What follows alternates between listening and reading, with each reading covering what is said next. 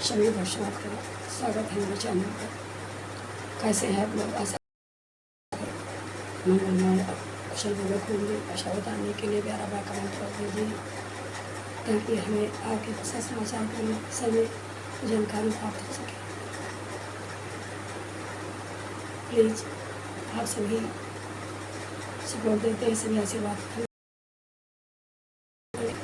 आपका प्रेम आशीर्वाद सदा हमारे ऊपर अनुग्रह करता रहे और इसके लिए मैं आप सभी को करती हूँ।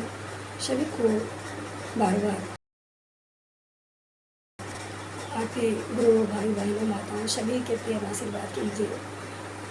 बहुत ही ज़रूरत है आपके एक लाइक से, आपके एक सब्सक्राइब से मेरा मोटिवेट होगा और आपका कोई खर्च चलते रहे। तो आज की वीडियो कुछ अलग होगी। गुरु श्रद्धा भाव, हर हर महादेव, जय महाकाल की जय हो। क्योंकि संत संसार में से मोड़ बताए गए हैं और संत प्रभु की जब जो है संत आत्माओं को वेदना मिलती है, नारायण को धरा पे उतारना पड़ता है और भगवान को संत की बात मानना पड़ता है। संत हृदय में वास करते हैं प्रभु की। संत हृदय नवनीत समाना, हराए सकल दुख नवनीत निर्मिना। तो एक संत थे, आज की कथा है गुरु के प्रति श्रद्धा भक्ति भाव। एक संत थे जो एक जाने गए, जिनका जो है जन्म एक गरीब परिवार में निर्धन परिवार में हुआ था, किंतु भगवान के प्रति उनकी बहुत बड़ी आस्था श्रद्धा थी। शुरू से ही अटूट विश्वास था। संतों में प्रभु की सेवा के लिए साधु संत मंडली बहन कीर्तन करने जाया करते थे। प्रभु को प्यारे हो गए। दुर्भाग्य से उनके जीवन में घटना घटित हो गई कि उनके माता पिता का जो है बाल्यावस्था में देहांत हो गया। पाला पोषण बाबा दादी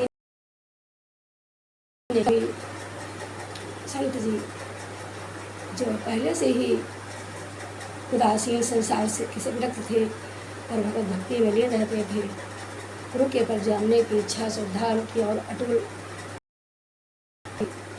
श्रद्धा हो गई और भगवान में मन उनका लगने लगा।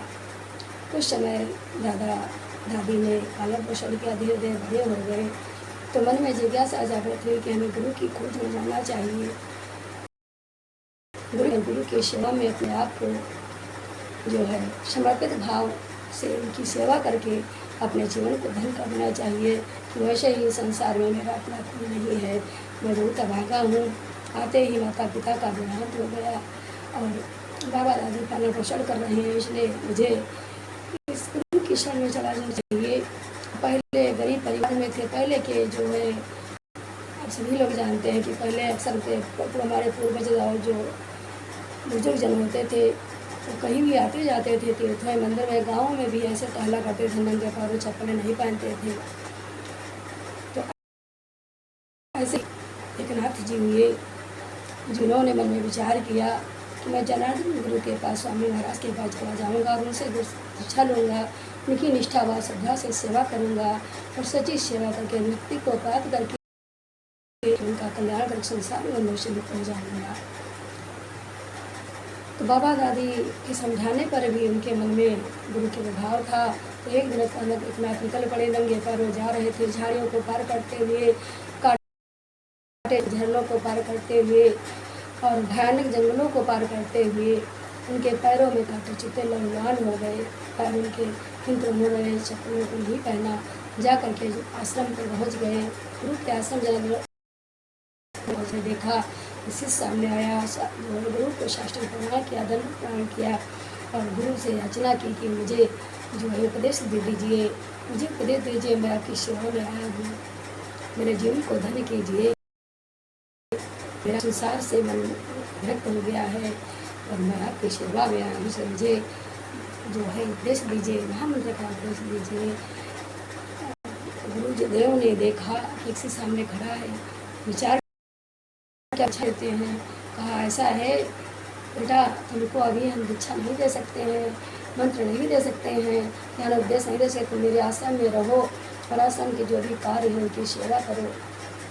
सुविधा लाना, सफाई करना, झाड़ू पोछा करना, जो भी सेवा कर सकती हो वो सेवा करो। समय आने पर विचार करेंगे।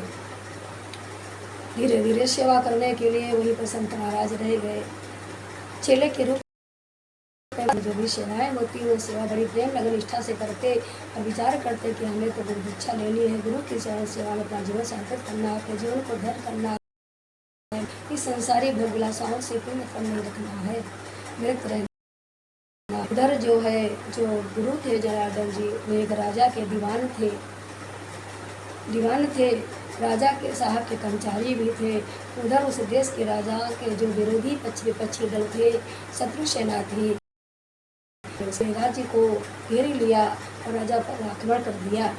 राजा को अपने शिष्य की याद आई और जो है उन्होंने अपने कर्मचारियों को, गुप्तचरों को गुरुदेव के पास भेजा कि अपनी सहायता के लिए कर्मचारी को भेज दीजिए, या गुरुदेव आप सेवा में हमारी आ जाइए। इस समय मेरा कुछ भी शेष नहीं बचा है, सर्वस्व विपक्षी दलों ने मेरा हरण कर लिया है, मेरे पर संकट आ पड़ा है और मेरा राज्य जो सब कुछ छिन्न भिन्न हो गया है। गुरुदेव तो आराम कर रहे थे, विश्राम कक्ष में आराम कर रहे थे। चेले को खबर लगी, गुप्तों से पूछा तो विचार किया कि मेरे गुरु महाराज जी विश्राम कर रहे हैं, शयन में आराम कर रहे हैं, इसमें कोई बाधा नहीं होनी चाहिए, कोई जो है कष्ट नहीं पहुंचना चाहिए, वो आराम से अपने जो है शांति से अपनी निद्रा को पूरी कर सके। जगाना उचित नहीं समझा और स्वयं गुरुदेव